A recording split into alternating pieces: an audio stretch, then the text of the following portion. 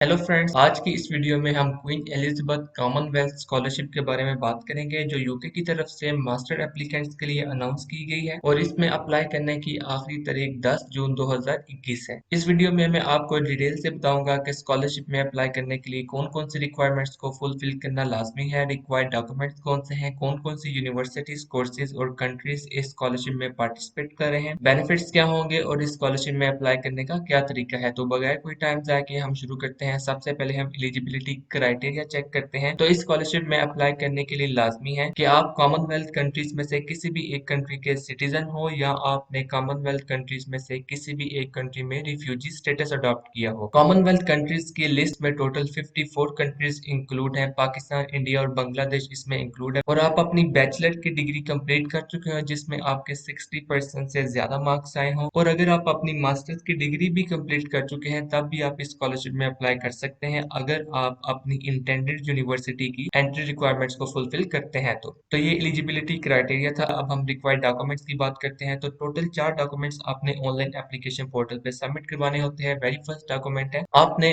अपने मैट्रिक और इंटरमीडिएट का सर्टिफिकेट सबमिट करवाना है, और इसके अलावा आपने अपनी बैचलर डिग्री, बैचलर ट्रांसक्रिप्ट और 2 रेफरेंस लेटर सबमिट करवाने होते हैं। रेफरेंस लेटर्स रिकमेंडेशन ये है कि आप एकेडमिक रेफरेंस लेटर सबमिट करवाएं, मतलब आप अपने यूनिवर्सिटी के किसी प्रोफेसर या लेक्चरर से रेफरेंस लेटर लेके सबमिट करवाएं। और अगर आप किसी भी वजह से अपने एकेडमिक रेफरेंस सबमिट नहीं करवा सकते तो इस केस में आप प्रोफेशनल रेफरेंस लेटर सबमिट करवा सकते हैं। जहां पे आप जॉब कर रहे हैं वहां पे आप किसी भी सीनियर या अपने बॉस से रेफरेंस लेटर लेके सबमिट करवा सकते हैं। तो ये रिक्वायर्ड डॉक्यूमेंट्स थे। अब हम पार्टिसिपेटिंग यूनिवर्सिटीज, कंट्रीज और कोर्सेज की बात करते हैं। तो इस स्कॉलरशिप में 4 मुख्तलिफ कंट्रीज की टोटल 9 यूनिवर्सिटीज पार्टिसिपेट कर रहे हैं, और इन 9 यूनिवर्सिटीज में आप 76 प्लस कोर्सेज में अप्लाई कर सकते हैं। ये आपके सामने क्वीन एलिजाबेथ कॉमनवेल्थ स्कॉलरशिप्स की ऑफिशियल वेबसाइट है। यहीं पे आपको पार्टिसिपेटिंग यूनिवर्सिटीज, कोर्सेज और कंट्रीज की लिस्ट मिलेगी। आप यहाँ पे देख सकते हैं कि वेरी फर्स्ट कंट्री है फीजी। फीजी की सिर्फ एक यूनिवर्सिटी पार्टिसिपेट कर रही है। यहाँ पे एक बात मैं आपको क्लियर कर दूं कि इस स्कॉलरशिप में आपने स्कॉलरशिप की एप्लीकेशन अलग से सबमिट करवानी होती है और यूनिवर्सिटी की एप्लीकेशन अलग से सबमिट करवानी है। तो यूनिवर्सिटी के नीचे तमाम चीजें मेंशन है कि उस यूनिवर्सिटी में कौन कौन से कोर्सेज ऑफर किए जा रहे हैं, एंट्री रिक्वायरमेंट्स क्या है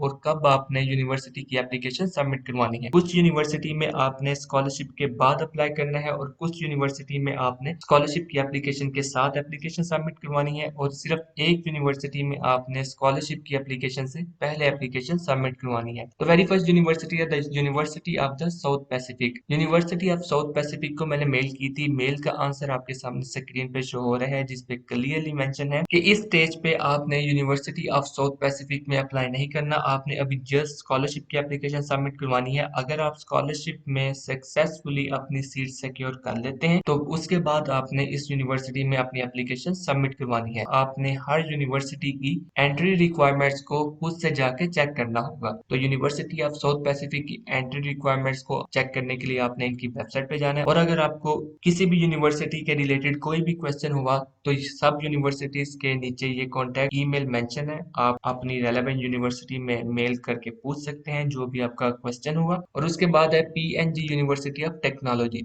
इनको भी मैंने मेल की थी। मेल का आंसर आपके सामने स्क्रीन पे शो हो रहा है जिसमें ये मेंशन है कि अभी आपने जस्ट स्कॉलरशिप की एप्लीकेशन सबमिट करवानी है। अगर आप स्कॉलरशिप में सक्सेसफुली अपनी सीट सिक्योर कर लेते हैं तो उसके बाद आपने पीएनजी यूनिवर्सिटी ऑफ टेक्नोलॉजी में अप्लाई करना है। और उसके बाद साउथ अफ्रीका की यूनिवर्सिटीज हैं। तो साउथ अफ्रीका की जितनी भी यूनिवर्सिटीज हैं उन तमाम यूनिवर्सिटीज की एप्लीकेशन और स्कॉलरशिप की एप्लीकेशन आपने सेम टाइम पे सबमिट करवानी है। सिर्फ एक यूनिवर्सिटी है जिसमें आपने स्कॉलरशिप की एप्लीकेशन से पहले यूनिवर्सिटी की एप्लीकेशन सबमिट करवानी होती है। तो वो है यूनिवर्सिटी ऑफ प्रेटोरिया। इसमें आपने स्कॉलरशिप की एप्लीकेशन से पहले यूनिवर्सिटी की एप्लीकेशन सबमिट करवानी है। और स्टेलनबोस्ट यूनिवर्सिटी का एप्लीकेशन पीरियड 1 जून 2021 से स्टार्ट होगा, तब आप इस यूनिवर्सिटी में अप्लाई कर सकते हैं। उसके बाद श्रीलंका की 2 यूनिवर्सिटीज हैं और श्रीलंका की दोनों यूनिवर्सिटीज में आपका ऑनलाइन सिलेक्शन टेस्ट होगा और दोनों में एप्लीकेशन फीस है जो आपने खुद से पे करनी है, और वो एप्लीकेशन फीस रिफंडेबल नहीं होगी। यूनिवर्सिटी ऑफ कोलंबो में एडमिशन ओपन है,